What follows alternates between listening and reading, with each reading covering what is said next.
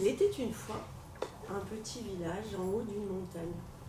Son nom, Washimura, signifiait village de papier. Tout y était délicat et fin. Les maisons de papier se côtoyaient dans les rues fleuries et calmes. Les habitants, minces et légers, y menaient une vie agréable, si ce n'est leur grande peur du vent. Chacun apprenait depuis l'enfance à mettre des poids dans ses poches lorsque soufflaient les vents d'automne. On arrimait alors maisons et arbres. Depuis 2 siècles, cela était immuable.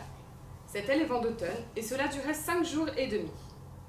En face, sur la montagne, il y avait un autre village. Les anciens l'appelaient le village du ver Silver.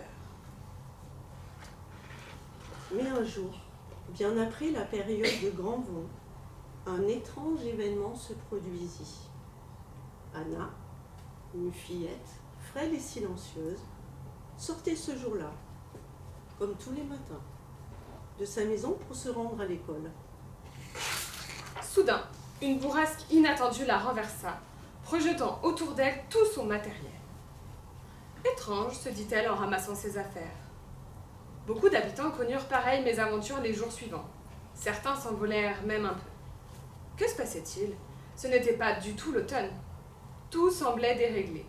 Les coups de vent étaient imprévisibles. Des experts furent choisis parmi les plus savants des villageois.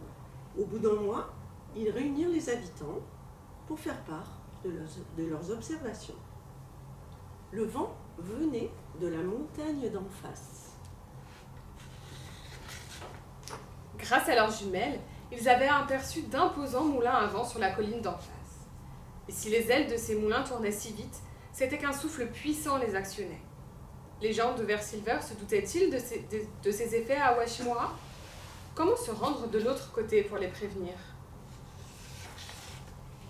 Oui, comment se rendre de l'autre côté pour les prévenir? Lisez Anna et le vent de 5 Shun Ratanavan, la Martinière jeunesse.